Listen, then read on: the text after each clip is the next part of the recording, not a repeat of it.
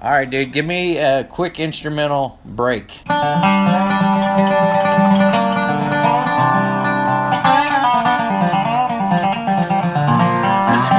on Hunt Nashville, we are talking with Country's Josh Matheny, Dobro extraordinaire.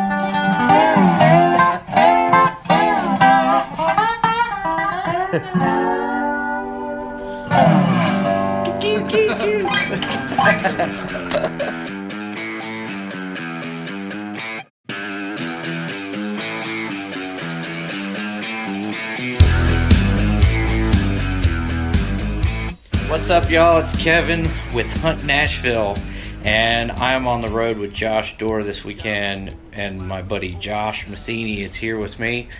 And we're on the road and have a little downtime. Thought we would do a little podcast. Absolutely. Yeah, man.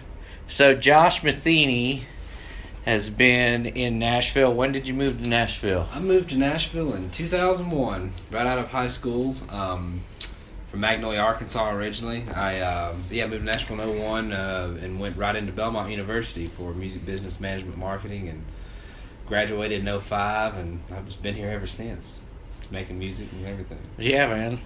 So when you first moved to Nashville, were you going to Belmont University? Going to Belmont University, yeah. I was I always wanted to live in Nashville, and of course I wanted to go to college as well. But so I moved here and enrolled in Belmont, and at the same time I was playing for a few bluegrass artists, and I was also playing with the Whites, who's Ricky Skaggs' wife, and she has a band with her family called the Whites, and I was playing with them pretty regular. They're Grand Ole Opry members and everything, and so you got to play the Grand Ole Opry really early. You're young. Pretty What's the soon first on, time? Yeah, How old were you? The first time I think was maybe my second year of Belmont, which was actually with Alicia Nugent, okay. a bluegrass artist that I was playing with at the same time as well. And then from there on, I've played it numerous times with different artists, country artists and things. But yeah, I would my summers I would tour with different artists. Like I toured one summer with Shadazy, and then one with Jody Messina, and a few gigs with Sarah Evans, and just different country artists along the way that I could get away with touring with just for a few months during the summer when I didn't have classes, and then of course I'd start back to school again. And you went into Belmont. You were studying music, and then you switched. I was studying. Yeah, I came in as a dobro player, and they'd never really had a dobro player. You're like, what the heck is that thing? Yeah, they knew what it was, but they didn't really know how to to teach it to me. I mean, I was already playing it, but because you started playing dobro when you were like 5 years old. Yeah, right? I started playing when I was really young. My mom and my uncle had a bluegrass band back before I was born, and up until I was probably maybe 4 or 5, called Sandy Lamb Bluegrass, and they were pretty popular back in their day, and they traveled all over the U.S. and toured in a bus playing bluegrass festivals and stuff, and were real close with the Cox family as well, who's from the same areas as I am. And they just toured all over the place, and my mom played guitar, but she played bass, upright bass, and sang in the band, and my uncle played a dobro. And he was one of the few in the South. That was Uncle Catfish, right? Uncle Catfish, yeah. He's awesome. He was one of the few in the South to ever really play a dobro, and he learned. My grandpa it took both my mom and uncle to a bluegrass festival when they were kids to see Flatt and Scruggs. And at that time, Josh Graves, who's like the first guy, the pioneer of the dobro, he was playing dobro with them, and my uncle just came infatuated with that sound. Both kids loved bluegrass, and then they wanted my grandpa to take them to festival after festival, and so as they grew up, they got instruments themselves and learned how to play, and then my uncle learned directly from Josh Graves, that guy. Oh, wow. And so when I was born, I was just, my mom was playing festivals with me, she was. So your name is Josh too. Yeah. Was that planned, or that was not planned? What's funny is she said, my mom actually said one time that she did, because they would see, Josh Graves was a big part of the whole thing, just because of the dobro, and my uncle, playing, learning from him a lot. She liked that name and named me Josh after him, sort of, not ever thinking or dreaming that I would play dobro. That you would actually pick up the dobro. Exactly. Yeah. So it just kind of worked out that way. That's funny. But yeah, so they started learning. Oh, so when I was born, I was just born around it. My mom would play festivals, pregnant with me, and then of course Yeah. I was right on the road with them on the weekends and during the week a lot too. Dude, that's me too. We had a band Uh-huh. called Country Praise, and we would go. I mean, And that's every all you weekend. Really, Yeah, that's all we that's do. all you Yeah. know. You know, Right. growing up, you know, we thought everybody played music for a living. You know, and Yeah. that's what you're supposed to do. And Well, that's what a lot of your friends were in absolutely, bluegrass. That's yeah. Met them at we- bluegrass festivals and stuff. And I was just surrounded by instruments at the house, and particularly the dobro. But I didn't really start playing. Started playing guitar first when I was like 7 or 8. I learned a bunch of songs and, you know, country songs, bluegrass songs, and would take it to local events around town and play. Everybody always wanted to play at school and that kind of thing. And then later on, I could kind of pick out the dobro, but kind of got serious about it when I was 12, and learned from my uncle the Josh Grave style, and started really getting into like a lot of bluegrass album band stuff back from, you know, Tony Rice and Jerry Douglas and Sam Bush, Bela Fleck, all those guys, and really started learning the Jerry Douglas craft, and then of course learned a lot from Rob Ickes, another hero Cool. of mine as well. So Well, that it really shows you has too. Like early on, like kids when kids are picking up instruments, you can tell when they have it. Like I was the same way where that's all I wanted to do, and I actually started focusing on zeroing in on it at 14, like or 12 to 14. And, you know, people are like, oh, kids don't know what they want to do. I know, right? But I knew right Uh-huh. away. I was like, as soon as I found the drums, I was like, oh, that's what I'm going to do. Yeah, I mean, And, I guess it was, and I mean, of course, I loved it, and it was in my blood. But I felt like it was easy for me to pick up just because I was surrounded by it from day one. You know, Always having those instruments around. Oh yeah, and, like, there's video of me on stage with my folks, the bluegrass band, and different people. They would give me a mandolin when I was like 2 or 3. Now, of course, my hands, I couldn't even chord it, but I had a pick and I could keep time. I could keep perfect time, but I didn't know what I was playing. You know? Yeah. But so, you know, of course, that progressed later on and actually learning how to really play things. And but yeah, so I just got into the Jerry Douglas style and really started learning it. And so I always knew I wanted to move to Nashville, and I didn't know what Nashville held for me, but I knew I wanted to go there and play dobro and sing and write songs and just see what happens, you know. And Yeah. so yeah, entered Belmont University, and they took me in with open arms, and I was a music major to begin with, and they didn't know what to do quite with the dobro, so they threw me in with the strings and horns and everything. So I was learning, you know, jazz and classical theory with those guys, you know, which was fun. I learned a lot of cool new, you know, jazz tunes that I didn't know, and just a different approaches and stuff like that, because horn phrasing is real similar to dobro and then slide phrasing because you have the sustain, you know, so a lot of the, you know, tunes can translate the same. But I guess like some chording with piano too is kind of absolutely, like similar. Yeah. But then after about a year of that, I was like, well, you know, I mean, I'm definitely learning a lot in the music program, but I really would like to be more. I'd like to have a business degree or something, you know, to fall back on just in case, you know, the plan doesn't work out. And I wanted to do a lot more networking just in the music business itself, which there wasn't a lot of that in the music performance side of things at Belmont. So I switched my majors and made music my minor and music business management marketing my major, and really, you know, started getting into just playing local events, playing all the showcases and that kind of thing, and that leads me to John Osborne and I met at Belmont. He was actually a year ahead of me at Belmont.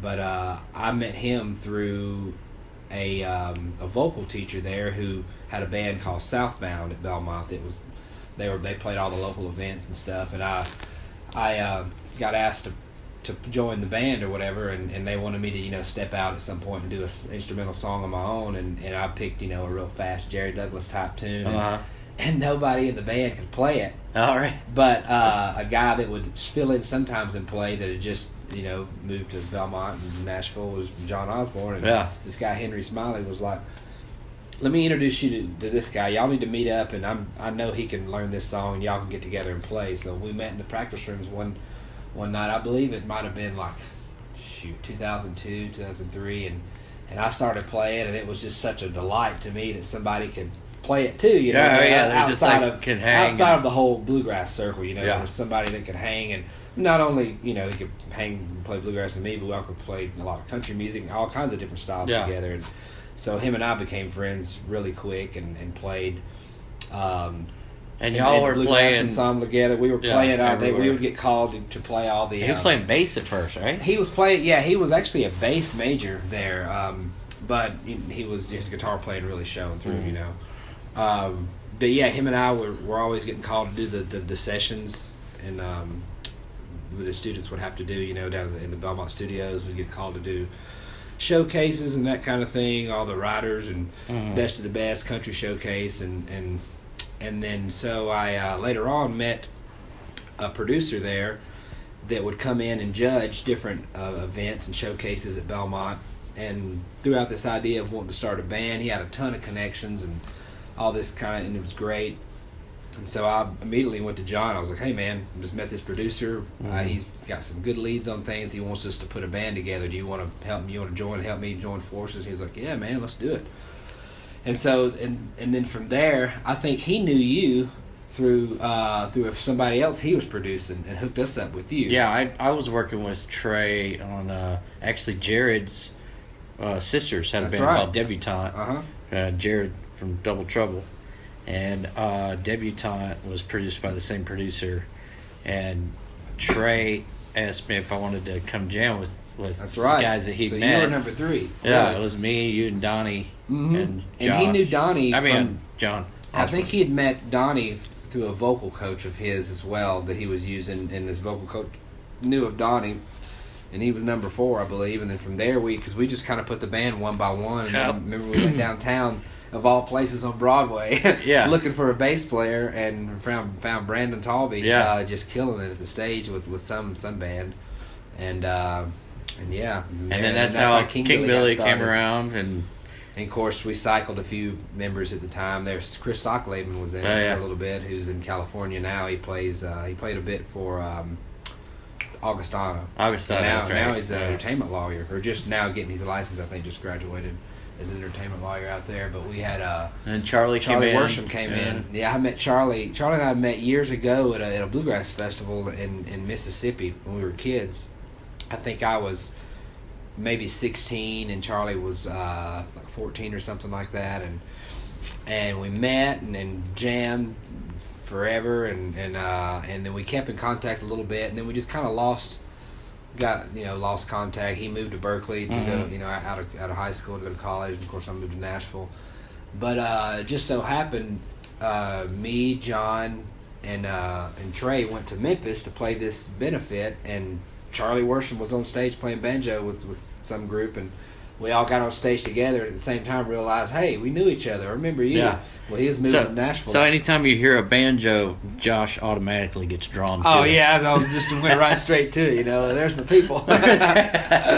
And yeah, we realized that, we connected the dots and realized we'd met years ago, and Charlie was moving to Nashville soon, and we actually had an open spot in the band. And he joined up, and then at the same time, I think Brandon had to leave because he was having a kid or something like that. Yeah. And Matt Utterback had just moved to Nashville from Berkeley, which was a friend of Charlie's. Hooked us up with him, and he moved right into Hotel Villa, the house we were living in. And yeah, we had a band house that was right off. Really? Yeah, 3 houses. I had a house across the street, and John T.J. Osborne had a house across the street, and that was like the band trifecta. But Villa House was the main house. That was ground zero there for right all off the Music rehearsing Row. And all the GAC shoots, the TV show we had on there and everything. So we did the band thing for King Billy was like about 5 years. Oh, it was like 6-7 years. Oh, was it that long? It was from it really got rolled. We started in 05, but I don't think it really got rolled until like 06 maybe. Yeah. And then I think it kind of capped off around 2012. Yeah. But we were doing 250 dates a year. Oh, it was crazy. Got to go to Iraq and do a bunch of stuff. It was really cool. And that GHC show was a lot of fun to shoot. And make a little money. We weren't putting anything in the bank, but we were paying the bills. No, we had everything going for us except the big record deal, and everything. But we already had a TV show without even having that, Yeah.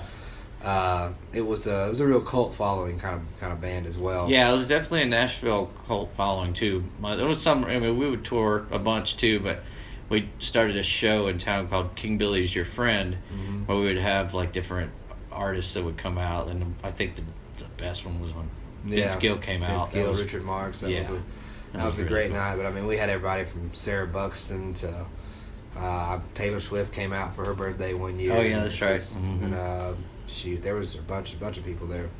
But it was a really fun band to be a part of, and the whole thing. And everybody's gone on to do other gigs, and you got Brothers Osborne that are killing it right now on the charts. I mean, they're like so happy for them. We feel like absolutely. Our brothers, it's like to see them succeed like that, and they've been hitting it really hard. And, we got Charlie's. He's got record deal on his second album now. Yeah, but, it's really good record. Seems like it's going to do good. And Matt Utterback's playing with Hunter Hayes still. Yeah. And you got a deal at Curb Records? Yeah, publishing deal? I'm a published writer, staff writer over at Curb Music Publishing. Been there about 2 years now, and love it over there. Great staff, pluggers, and just a lot of great co-writers and everything.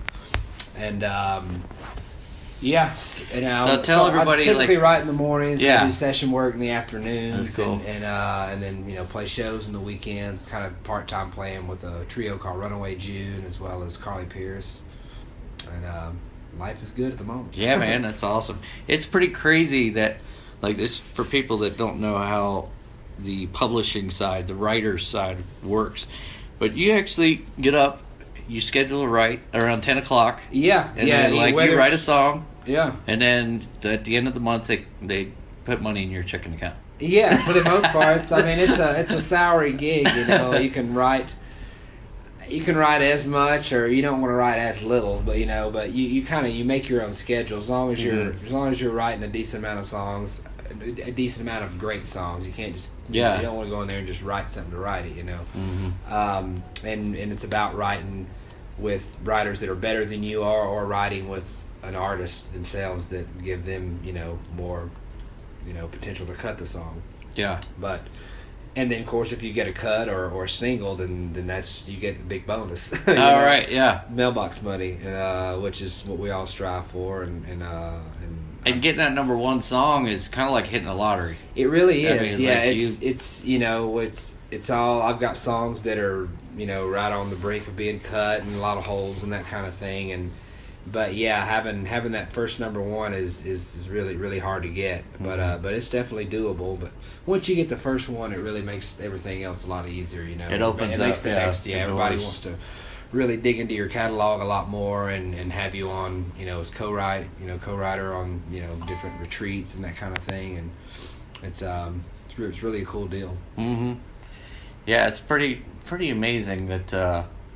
How that all works, and people they're like, "Are you going to go to Nashville and sell your songs?" That I've had people ask me that. No, that's not really how it works. No, just the publishing, just enough to get let them go out there and plug the song for you. Yeah, and then you can get the residual income once Oh, absolutely. Once the song's on the radio, that's when the mailbox money comes in and stuff. Yeah.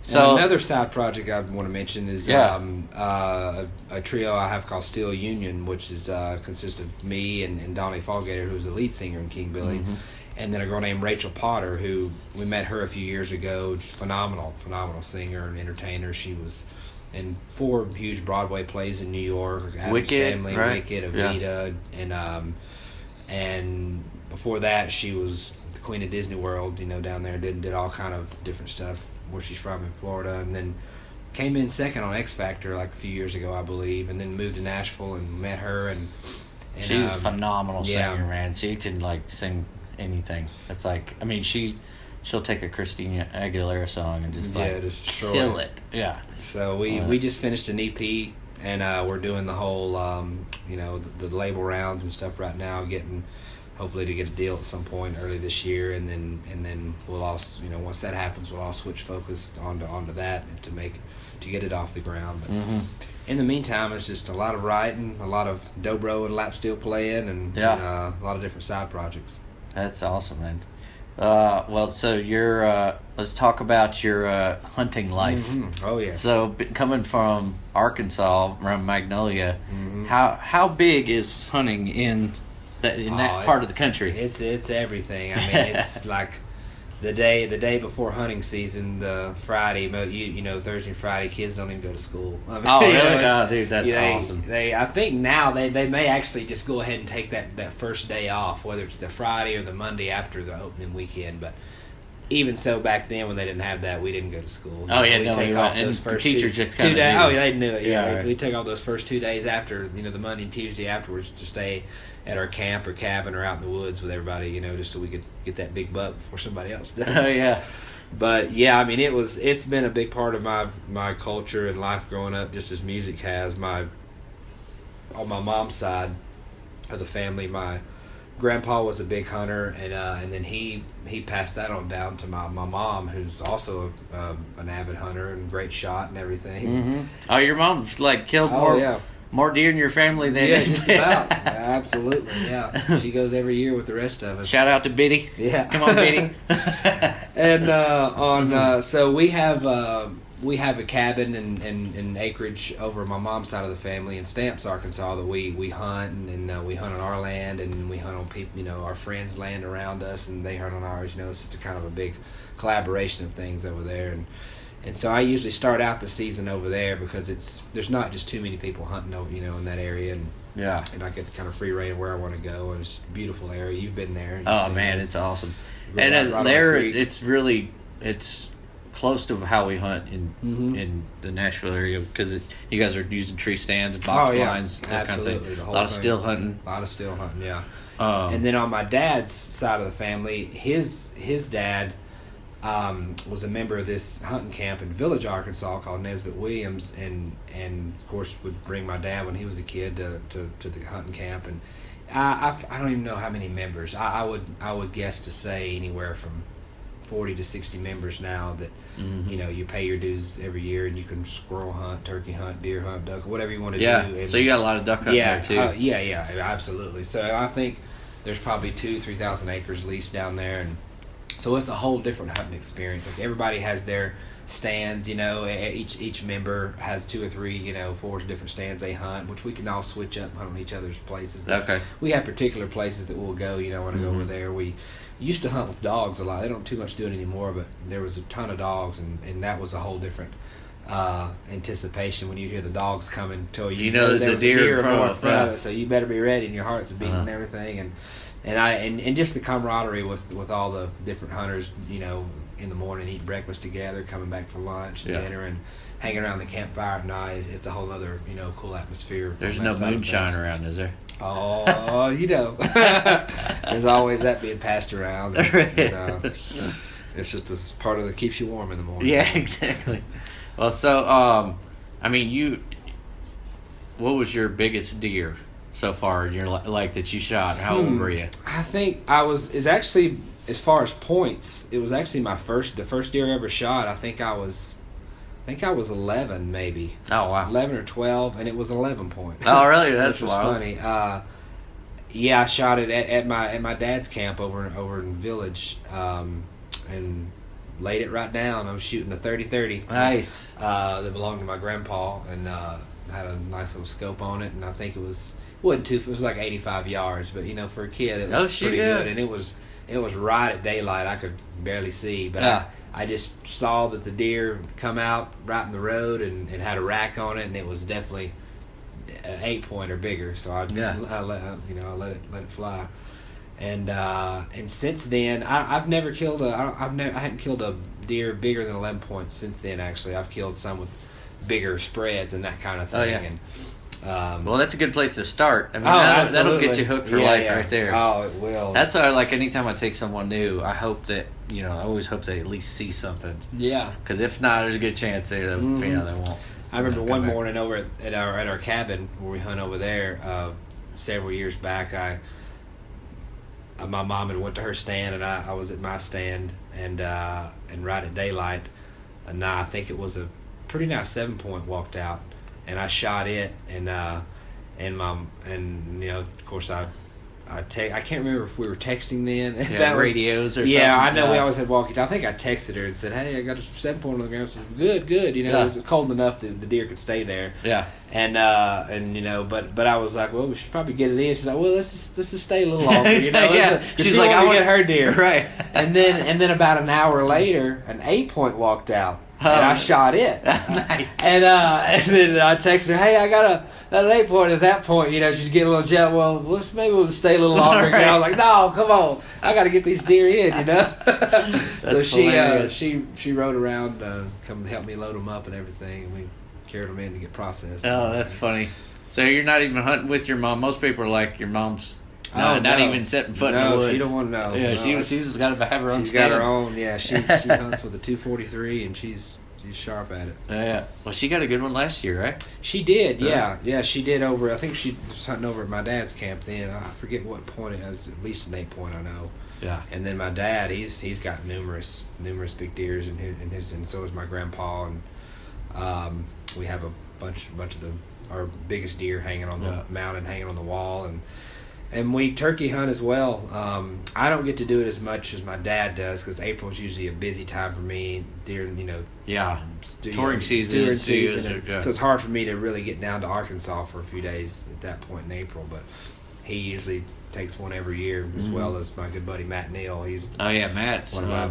What's that company he's with? It's the Twin Drakes. Hug and Haul. Oh, you mean Twin Drakes? Drakes, that's it. Yeah. Yeah. He that's a company started by his cousin, I believe. Oh, right. It calls. They make duck calls, and I mean, at this point, I think they make everything. They're doing really good, great calls. That's something I want to do with y'all sometime. I've never been duck hunting. Yeah, then duck hunting is a whole. I mean, that usually starts up 2 weeks after deer season, and then I really get to do a lot of it when I come back home for Christmas. Cool. And I mean, that's even has become more of a bigger culture than even deer hunting down there. And it's a whole other kind of hunting, you know. It's you're in the blinds and the whole thing. Yeah, it's a lot more fun. I mean, you don't have to just be as quiet, you know, and until the ducks are circling over, getting ready to light, hopefully. And how was your season this year in Arkansas? Because it was so hot. Yeah, it wasn't too good. I kind of missed the good. It's really been good the past few weeks, according to Instagram. All right, yeah, and everybody exactly. from back home. I think we might have killed a couple ducks when I was home for Christmas. It was just still so hot, and the water, you know, it always takes a few months later in the season to get some good water, you know, in the duck holes and everything. So, and then the morning that we did get some good, you know, temperature drop and some good water, well, it red rain for like 2 days solid. So went down to the duck hole, there's just water everywhere, you know, so the ducks were lighting just wherever they wanted to, not just in our duck hole, you know, so it's hard to really pin them down. But then I like to go out and kind of you know, scare them off to get them back up off the water. It's kind of my favorite thing to do. I get tired of just standing there, you know, after a minute. Yeah. So it's like pretty much hardwoods, right? And swampy hardwoods. Yeah, hardwoods. Yeah, a lot of oak, a lot of pine, and a lot of cypress, and a lot of cypress knees and stuff like that. You got to watch for when you're walking, wading in the water. You know? Moccasins. Yeah, moccasins too, or are they out this time of year? No, not this time of year. Okay. Normally they'll come back out during the spring and summer, you know. But turkey season. Whew. Yeah, you got to watch for them then, and then of course, you know, in September and October when it's squirrel season and bow season, it's still a lot of snakes. Got to wear your leggings. Oh yeah, I'm glad we don't have. We just have an occasional, you know, cottonmouth and once in a while rattlesnake in Tennessee, but it's not too bad. It's all copperheads, rattlers, and water moccasins. Ew, those moccasins. I don't like them. But so, what have you got to do any hunts when you're playing with some different country singers or anything like that? You know, I really haven't got to do that. I've been to Kansas before, and I've hunted up there. I actually ironically killed another 11-point up there. Oh, nice. It was kind of a smaller rack, but it was a beautiful hunt. I went, an ex-girlfriend of mine, I went with her dad, and it was just snow all over. One of the most beautiful hunts I'd ever had, and I was sitting on the edge of a field, and all of a sudden a couple big doe come running out, and I'm looking, okay, that looks good, and then all of a sudden this 11-point just comes out, and he's He wasn't full speed running, but he was a nice little jog heading toward the doe that was about a good 100 yards ahead of him going across the field, and I was like, man, this is my only chance. And so I shot and dropped him right there, and then we had to drag him like down the side of a mountain. I mean, we were literally sliding down the mountain in the snow, holding on to the deer as a sled at one point. It was great. funny, but. Nice. But I did a little hunting in Louisiana, I think, in the past, and I don't even think I did any Tennessee hunting. I know we've been did some skeet shooting and that kind of thing. I did a lot of skeet shooting and fishing and stuff. We'll get you out this turkey season, man. Oh yeah. Yeah, we got some good spots now. But I've noticed that like in the Nashville, musicians circle, it's about. I would say about half and half people that like grew up hunting and not. Yeah, and everybody's guys from the country. So. But so that's kind of what gave us the idea for Hunt Nashville. Is just like everybody I tour with, there's at least one guy that likes to hunt. Yeah, it's always a side hobby. For some of them. And there's always a lot of deer hunting talk that goes on the buses and stuff like that. But yeah, man. Well, thanks for taking the time. We're gonna do more of this. I think I might talk to Josh Dorr. We're playing with Josh here this evening. We're at some type of Wyoming. What would this be called? We're playing a senator's ball or senator's ball. I don't know what we call it. Really. Right. But I know that they probably got some good hunting land. Yeah, they do. So we'll try to get. Senators are usually hooked up with some hunting. Absolutely. Come on. All right, man. Thanks a lot.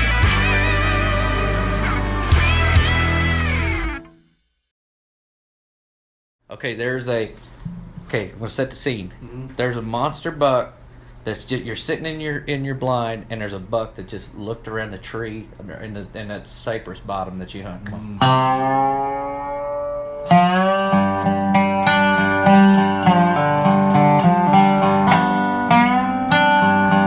Oh, look, he's about to make a scrape. Oh, he looked up. Nervous. He's getting nervous. He sees something sitting in a blind. Is that a gun in his hand? No, I don't think so. It's a dobro. Oh, even worse. All right, ready? Kill shot. Go. Yes.